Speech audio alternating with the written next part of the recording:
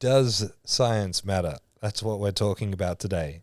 Again, I just made Jeordie delete the whole episode and we're starting again because I didn't like it. But I'm going to make this one better, I promise. Basically, what I want to talk about is like when you navigate the world of information, the whirlwind of information that is social media, there are so many conflicting arguments and so many people that are so passionate and so adamant that they're correct based on the science that they follow, that it can become really confusing as just the average punter coach. So-and-so is saying this, and it makes you question, well, I'm not doing that. Is everything that I'm doing incorrect? Am I making mistakes? Do I need to change my whole methodology? And I mean, I've been there personally. I've been very confident in what I've been doing, and then people start a trend in science training on social media takes off, and it kind of bucks what I've been seeing results with. I'm like, am I wrong? Do I need to change anything? And at times it's made me question myself to the point where I've had to seek out like professional opinions on this stuff and get mentoring from the sources. Like one example I can give you is a few years ago when everyone started talking about like counter nutation and expansion and compression and all that jazz, thanks to Bill Hartman, it started to leak into like powerlifting language, and people were looking at these like propulsion arcs and analyzing gait cycles and marrying that up to squats and writing these like or making these enormous posts and enormous chain posts about why everyone should be caving their knees in really hard when they squat and all of this sort of stuff. Basically stuff that was going against what I had preached and understood for a long time. And I'm like, have I just been screwing this whole thing up? And it forced me to go to the source. So I did a bunch of mentoring with Dr. Pat Davidson to sort of present my model and discuss trying to, I guess, wade through these murky waters of what everyone was talking about. And what it turned out is people were just regurgitating things without really thinking of it and or without thinking of the application. And when you see stuff and you just take it as gospel truth, you see something on social media and you just take it as gospel truth, so you start applying it, you can sort of run over the progress that you've been making in your own methodology, laying down a foundation for what is going to be your methodology. There's nothing wrong with getting inspiration from other sources, but be careful not just to take everyone's word on social media as God's truth, because it can quickly derail your own understanding of your own methodology and leave you producing inconsistent results. And consistency and results is like the bread and butter of a successful coaching business. And so what I'm here to tell you is that because there is no defined method for powerlifting, there's no like, this is the gold standard for squat, bench, deadlift in terms of technique, in terms of physiology, in terms of a rigorous, robust approach to understanding these movements and following that a rigorous, robust approach to understanding the absolute best way of programming for these movements. Basically, everything is everyone's own opinion based on some scientific literature plus their own anecdotal experience. And so that's how training has always worked. It's just we've got so many of these like pseudo-scientists on social media presenting what they see in the literature as the absolute truth. And let me tell you from firsthand knowledge and experience that reading and interpreting scientific journal articles is not a piece of piss. It's hard. I've got a science degree, and I can tell you from firsthand experience that I spent like 4 whole subjects learning how to read and interpret scientific data. So some punter on social media can't just delve into the research and be like, this is the truth. It's not quite as simple as that. You can't just look at the conclusion of a study online and believe it.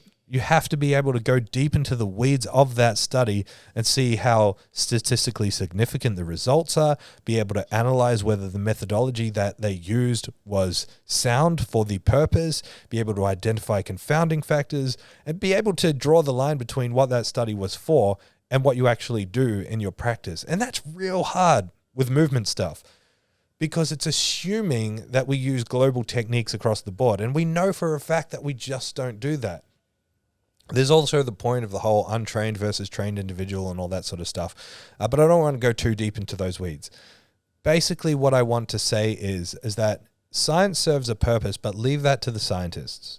Find key people who you trust. And like, if you're going to get your information off social media, understand that when it comes to scientific stuff, the best place, the soundest place that you can go for information is something like a textbook, because a textbook is the culmination of a whole bunch of data explained to you in simple language by people who understand that data and then peer reviewed thoroughly. That's why it takes so long from the research to a textbook, because there is a rigorous peer reviewed process to get there, right? And so we got to think, who are the people out there that sort of represent the textbook, that represent someone who can understand scientific information and then present it in simple terms, enough for you to understand, but not enough for you to be confused by it in the sense that you believe it without knowing the full picture. And there aren't that many people out there like that. There's a lot of pseudoscientists that think they know everything, but don't necessarily know everything. Like someone who comes to mind as being extremely good at this, which is why they've sort of ended up in the position they're in, is Dr. Mike Israetel.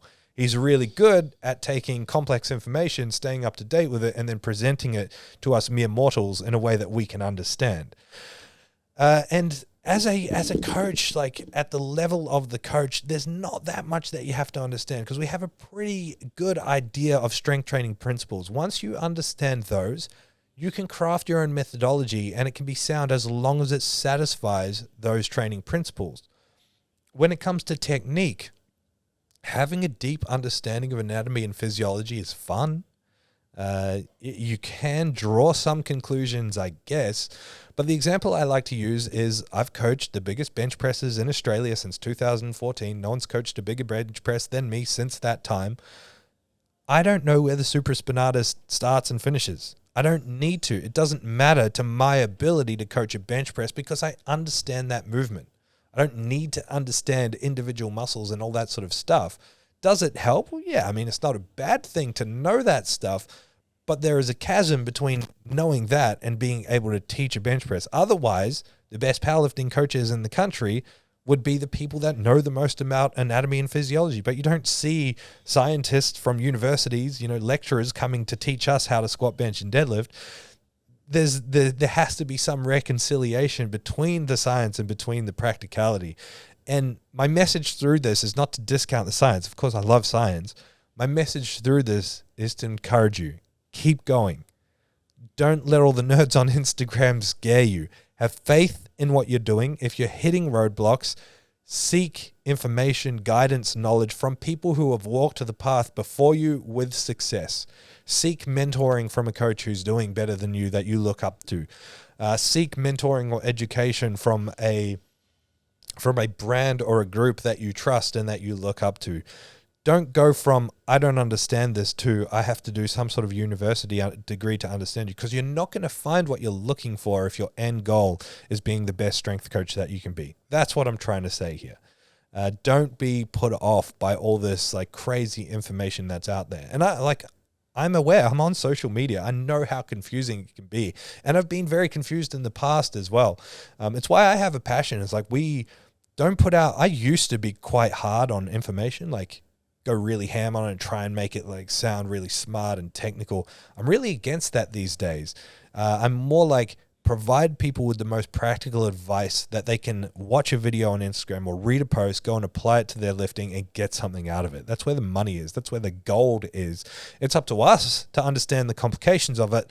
It's up to us then to translate that into something simple for the end user. So if you're a coach, you're hitting roadblocks in your understanding, seek information from a coach that you see as doing better than you. That's probably going to be your best point of call, not delving into the textbooks necessarily.